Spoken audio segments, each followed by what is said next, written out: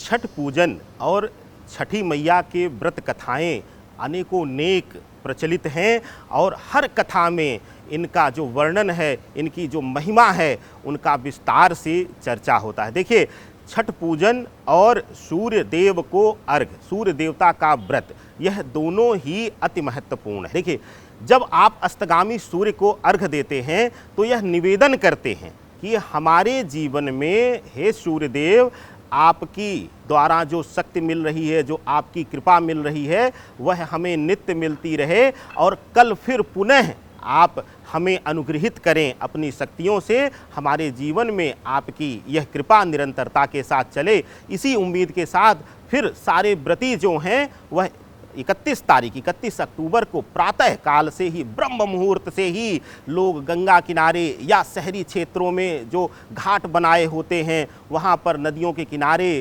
इकट्ठा होकर सामूहिक रूप से यह व्रत कथा का नियम, यानी कि अंतिम पारण के से पहले अंतिम जो अर्घ दिया जाता है उगते हुए सूर्य को, वह दिया जाता है। देखिए, दो चीज़ें हैं। देखिए, यह व्रत कथा हमें सिखाती है डूबते हुए सूर्य को भी अर्घ देना और साथ ही साथ उगते हुए सूर्य के। और शास्त्र विधान में यह दो ही नियम, यह दो ही समय ऐसे हैं जिनमें सूर्य को अर्घ दिया जाना चाहिए। हमें कभी भी ऐसा नहीं, हम नित्य नियम में ऐसा हमेशा देखते हैं कि कुछ लोग ऐसे हैं जो 12 बजे दोपहर में भी उठते हैं और एहसान स्वरूप ले जाकर एक लोटा जल देकर चले जाते हैं। हर चीज का विधान है, हर चीज का नियम है। तो छठ पूजन हमें पहली चीज की एकजुटता सिखाता है, सामूहिक रूप में आने के लिए प्रेरित करता है और साथ ही पितरों के साथ हमारे कुल देवता, हमारे जो सूर्य देवता हैं पितामह, उनको प्रसन्न करता है। अब इसमें जो लोक कथाएं हैं, अनेकों अनेक कथाएं प्रचलित हैं, लेकिन एक साधारण रूप से कथा सुन लीजिए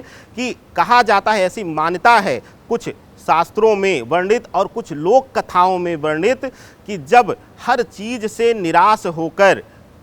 इंसान जब त्रस्त हो जाता है, उसके जीवन में हर तरीके की बाधा ही बाधा सिर्फ उसको नजर आती है, उसका मूल जीवन जो है वह पूर्ण रूप से व्यर्थ नजर आता है, उस समय एक संकेत मिलता है प्रकृति की तरफ से। अक्सर आपने सुना होगा कि भविष्यवाणी हुई थी, शास्त्रों में वर्णित है। इसी तरीके से उन जातकों को, उन जातक को संकेत मिलता है छठी मैया का कि चतुर्थी तिथि से व्रत करके, पूजन करके अपने घर में मौसमी फल के साथ साथ कुछ मीठे पकवान बना करके आप छठ मैया के साथ साथ, देखिए छठ मैया का स्थान जो है वह पितृ स्वरूप है, पितृ स्वरूपा है माँ। तो छठ मैया का पूजन करिए, यानी कि अपने गृहस्थ, यानी कि अपने कुल देवताओं का पूजन का विधान है। हमारे कुल देवता कौन हुए? हमारे सबसे पहले प्रथम कुल देवता हैं भगवान सूर्य नारायण, सूर्य देव। देखिए, छठ पूजन की और छठ से जुड़ी हुई अनेकों नेक लोक कथाएं प्रचलित हैं, लेकिन इसको साधारण भाषा में शास्त्रों के साथ अगर मैं आपको समझाना चाहूँ या इसकी शास्त्रोक्त कथा मैं देना चाहूँ, तो धरा पर जब हर चीज से निराश होकर मानव रूप में, मानव योनि में जब जातक ने प्रार्थना किया, मन में इच्छा रखी कि हे प्रभु, क्या आप भी मेरे साथ नहीं हैं, तो उस समय छठ मैया का सांकेतिक आदेश मिलता है उस जातक को कि चतुर्थी तिथि, कार्तिक माह के चतुर्थी तिथि से आप शुक्ल पक्ष से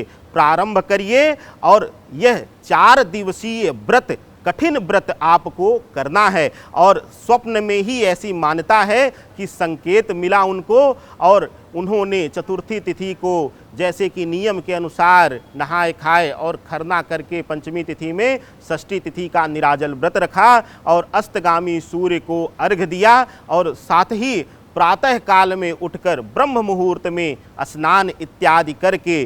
पुनः फिर उगते हुए सूर्य को अर्घ देकर जब वह घर आता है जातक, तो उसका घर धन धान्य, उसका जीवन धन धान्य से पूर्ण रूप से परिपूर्ण मिलता है उसको और वह कोटि कोटि नमन करते हुए माँ छठ मैया को, सूर्य देवता को धन्यवाद करता है और इस तरीके से वह अपने जीवन में मिले धन धान्य को अपने से जुड़े सभी लोगों को बताता है। और जैसे जैसे लोग इस व्रत को करते हैं, उनके जीवन में जिस लक्ष्य की प्राप्ति के लिए वह करते हैं, उनको उस लक्ष्य की प्राप्ति होती है। देखिए, सूर्य देवता को आत्मा, आत्मीयता, आत्मसम्मान का कारक माना गया है। तो हर चीज़ देने के लिए, हमारे जीवन में हर सुख से परिपूर्ण करने के लिए माँ छठ मैया और साथ ही साथ सूर्य देव नारायण का यह व्रत सबसे पुनीत महाव्रतों में गिना जाता है। तो आशा करते हैं कि आप लोग भी इस महाव्रत को करेंगे और इस महाव्रत के